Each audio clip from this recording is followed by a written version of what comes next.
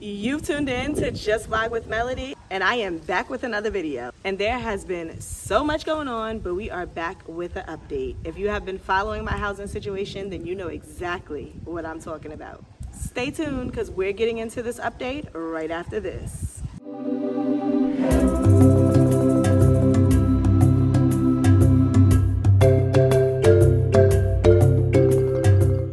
Brought our water pump back, so that is great. And here is the wall, and they're about done. If anything, they'll just paint it and fix these holes here.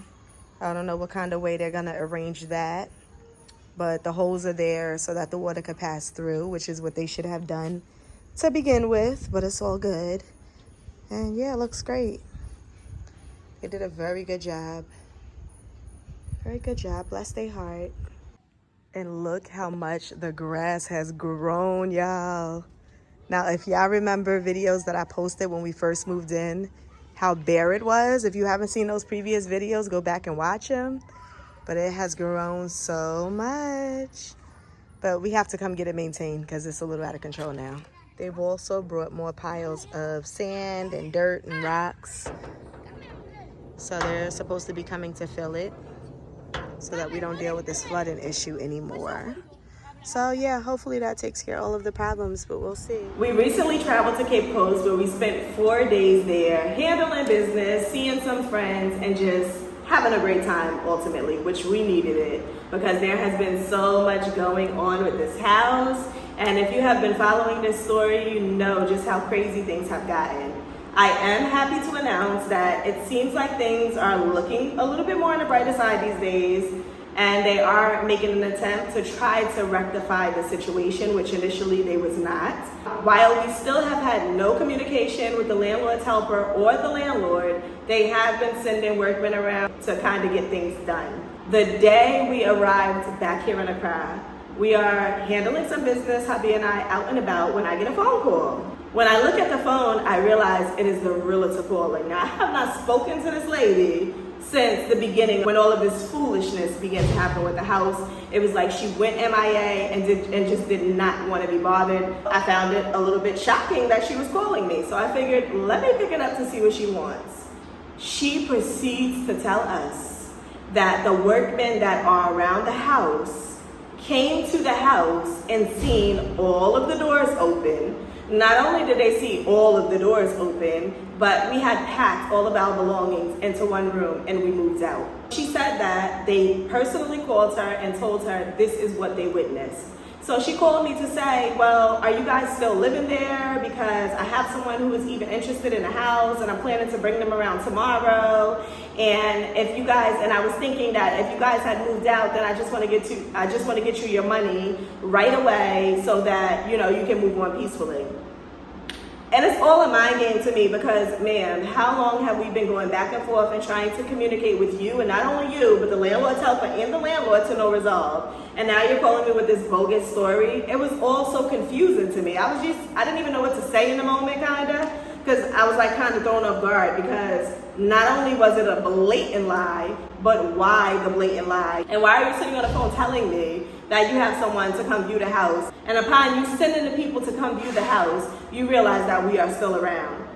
Wouldn't you decide to pick up the phone and notify us that you are intending to rent this house out? And if we had moved out prior to you arranging for someone to come look at the house? So this whole story seemed a little crazy to me. I said, that is absolutely not true. Sure, we left for a few days because we went to spend time in Cape Coast, but I assure you, we did not move out, nor did we have all of our belongings pushed into one room, nor did we leave all of the doors wide open. Even if we decided that we was gonna peacefully bow out of this situation and go about our business, it would not have been done in that manner. I don't quite know what her purpose is, and it had to have been some type of communication because, like I said, I don't know if you guys see my last video, but my last video, I spoke about how we initially thought that the water pump had been stolen because when we came, it was gone. And so husband called the people who were here working on the house and they said, oh, we have removed it because we noticed you guys wasn't around.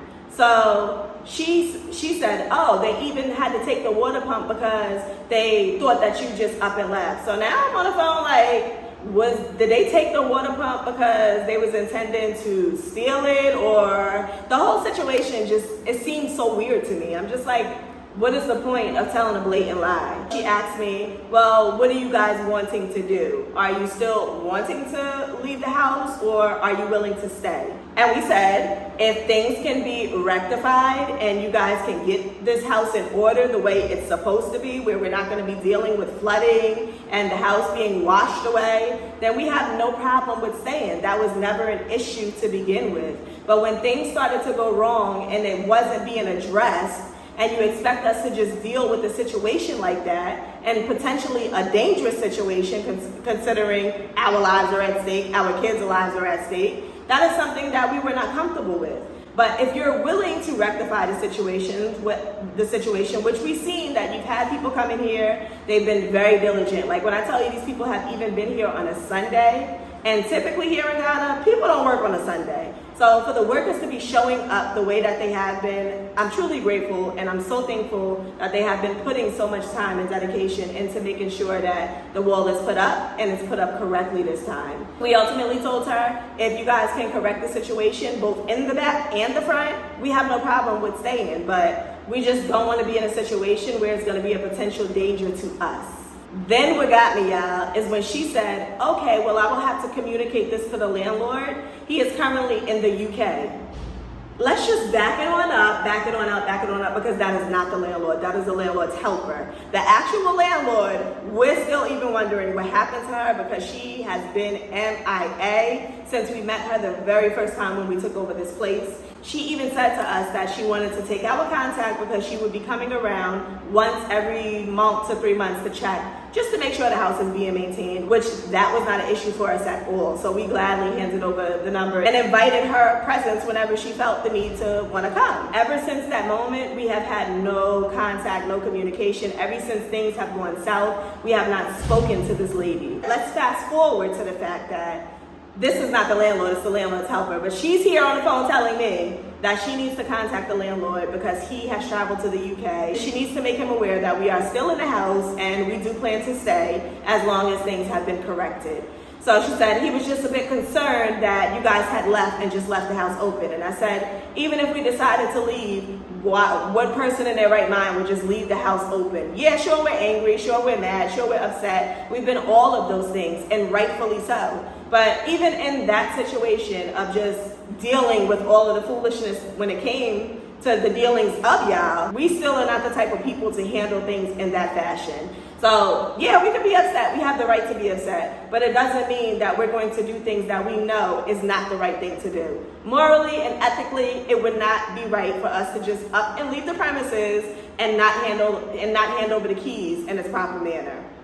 Which we even contacted the landlord, even sent him a text message stating that we wanted to vacate the premises and we would like to hand over the keys. Who can we hand over the keys to?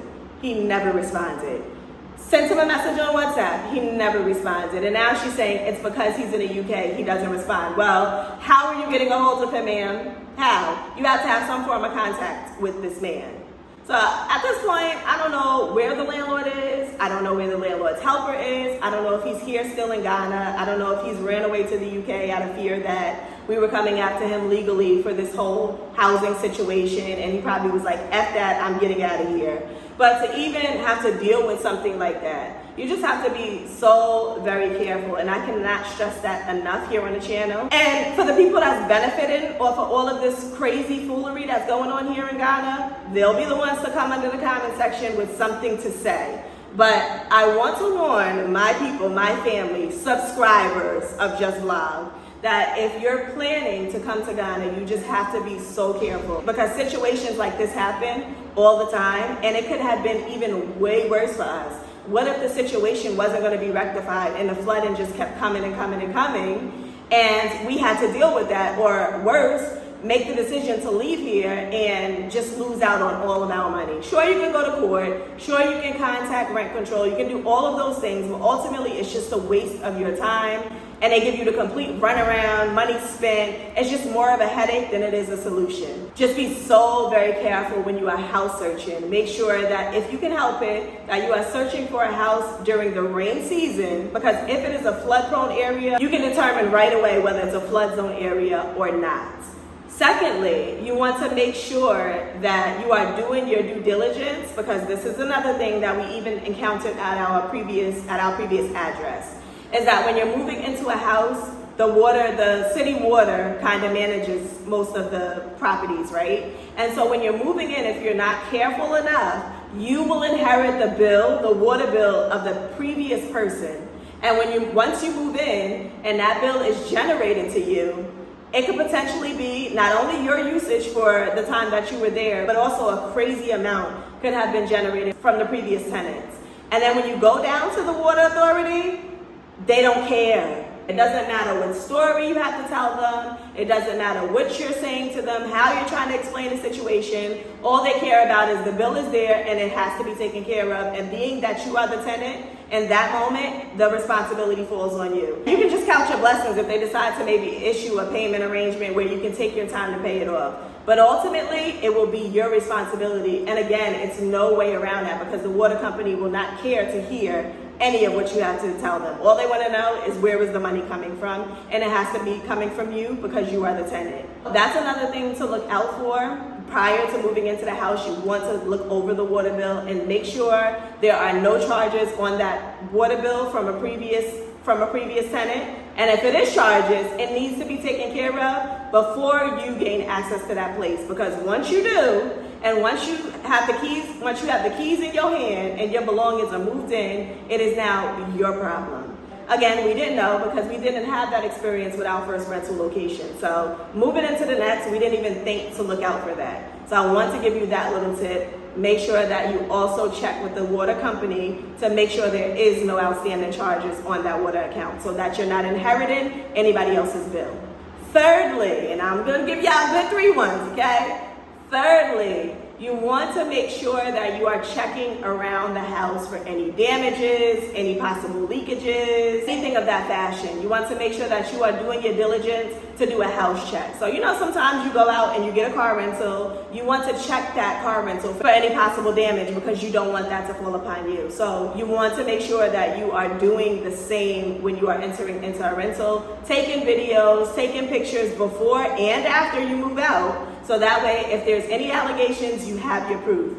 Also, it's going to protect you moving in when you're doing your pre-inspection house check. You will be able to see if there is any damages to the house, if there's anything that needs to be repaired, because sometimes landlords here, once you move in, they don't even handle repairs. It falls on you. So if you're coming into the situation and there's repairs that need to be made, it's going to be your responsibility 9 times out of 10, because the landlord is not going to be the one to fix that. Now, we've been fortunate enough in this place and our very first location here in Ghana. They step up to the plate when there is some type of issues going on. But the house that we just moved from in Cape Coast, it was a complete nightmare. I never want anybody to have that experience here in Ghana. So please, please, please do your due diligence to check your house over. If you find anything that needs to be repaired, let the landlord or whoever it is that is getting you the place, let them know right away. This is what you have discovered, that it needs to be taken care of immediately before you move in, hand over your money, collect keys, or any of that stuff.